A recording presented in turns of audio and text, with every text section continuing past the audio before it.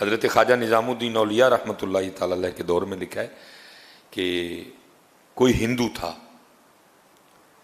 اور یہ حضرت جی یاد رکھیے گا بھائی، قانون قدرت ہے، جو محنت کرے گا اللہ اس کو پھل دے بھائی۔ ولایت، اللہ سے دوستی، یہ ایک اور چیز ہے حضرت، یہ اور چیز ہے حضرت۔ اس میں نا یہ کمال تھا کہ حضرت وہ مرض سلب کر لیتا تھا حضرت، وہ مرض سلب کر لیتا تھا حضرت۔ اور میں نے بھی کچھ بزرگوں کی زیارت کی ہے کہ جن میں یہ کمال تھا حضرت، مرض سلب کرنے والا۔ وہ کوئی نہ بیمار کو کہتے تھے کہ ساتھ کوئی جس طرح کی بیماری ہونی نا، کہنا کہ اس طرح کا جانور ساتھ لے۔ کسی کو کہنا بیماری چھوٹی ہے نا، بھائی مرغا لیتے آنا، مرض سلب کرنا، اس نے مر جانا حضرت۔ بیماری بڑی ہے تو کہنا ساتھ نہ بکرا لیتے آنا، میں اس طرح کے رنگ۔ لیکن حضرت یہ رنگ بندے میں پیدا تب ہوتے ہیں جب بندہ اللہ کی مخلوق کی خیر خواہی کرنے والا ہو حضرت۔ جب بندہ پیسے کے پیچھے بھاگتا ہے نا، پھر یہ چیزیں نہیں ہوتی ہیں حضرت۔ وہ کمال تھا حضرت اس میں بھی۔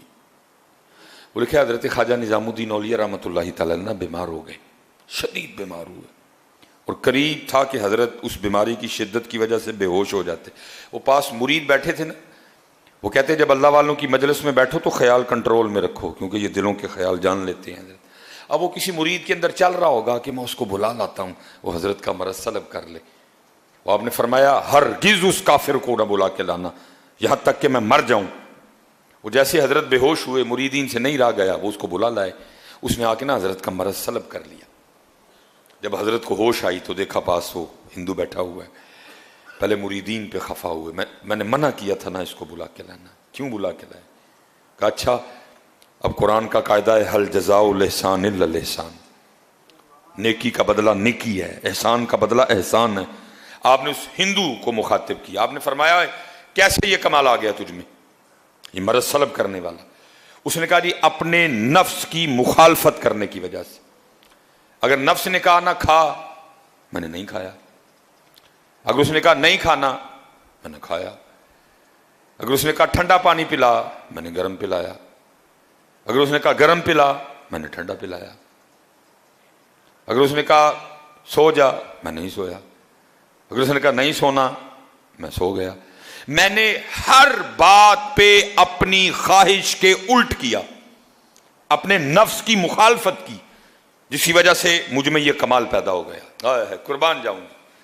اب آپ نے اس ہندو کو مخاطب فرمایا، آپ نے فرمایا تو خود کہہ رہا ہے کہ جو میرے نفس نے کہا میں نے اس کا الٹ کیا، تو مجھ میں یہ کمال آ گیا کہ میں لوگوں کا مرض سلب کر لیتا ہوں۔ اب یہ بتا لا الہ الا اللہ محمد الرسول اللہ کہنے کے لیے تیرا نفس کیا کہتا ہے؟ آپ نے فرمایا بتا مسلمان ہونے کے لیے تیرا نفس کیا کہتا ہے؟ میں تجھے دعوت دیتا ہوں اسلام کی۔ لا الہ الا اللہ محمد الرسول اللہ کہنے کے لیے تیرا نفس کیا کہتا ہے؟ اس نے کہا حضرت نہیں مندہ۔ فرمایا پھر ایتھے بھی تو الٹ کرنا، فرمایا ادھر بھی تو مخالفت کرنا، تو خود ہی کہہ رہا ہے کہ نفس کی مخالفت کی، جو اس نے کہا میں نے اس کا الٹ کیا، مجھے میں کمال آ گیا۔ اب میں نے تجھے اسلام کی دعوت دی ہے، تو کہتا نفس نہیں مانتا۔ فرمایا ایتھے بھی تو الٹ کرنا۔ ساتھ کرم تھا، توجہ تھی حضرت کی، دعا تھی، کرم ہو چکا تھا۔ اس نے کہا لو پھر حضرت پڑھاؤ میں نے کلمہ ہے۔ اب شیخ لکھتے ہیں کہ اگر ایک کافر بھی مخالفت نفس کے راستے پہ چلے، ایک کافر بھی اگر اپنی خواہش سے لڑے، تو قدرت اس میں بھی یہ کمال پیدا کر دیتی ہے کہ وہ مرض کو سلب کر لیتا ہے۔ تو اگر یہ کام کوئی محمدی کرے تو ہیں، اگر یہ کام کوئی محمدی کرے تو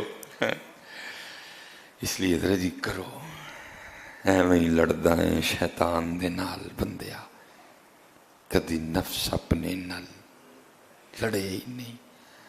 آکھے پیر بلے شاہ اڈدیاں پڑھنا ہے، جڑا گھر بیٹھا انہوں پڑھے ہی نہیں ہے۔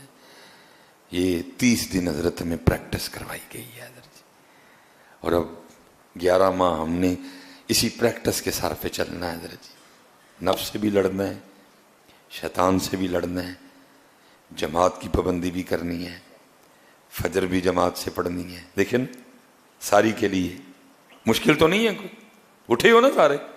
یہ 30 دن پریکٹس کروائی گئی ہے حضرت. اب 11 ماہ ہم نے اسی پریکٹس کے سر پہ چلنا ہے حضرت. انشاءاللہ اللہ خیر کا وقت لائے تو پھر رمضان آئے گا انشاءاللہ ہے.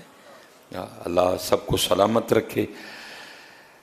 میں نے جو بات ابتدا میں کی میں اب بھی اسی پہ کھڑا ہوں حضرت کہ کچھ بھی نہیں ہوا بھائی ہم سے، کچھ بھی نہیں ہو سکا ہم سے حضرت. بس اللہ جنہوں نے کیا نا، اللہ ان کے صدقے ہم پہ بھی رحم کر دے حضرت. اللہ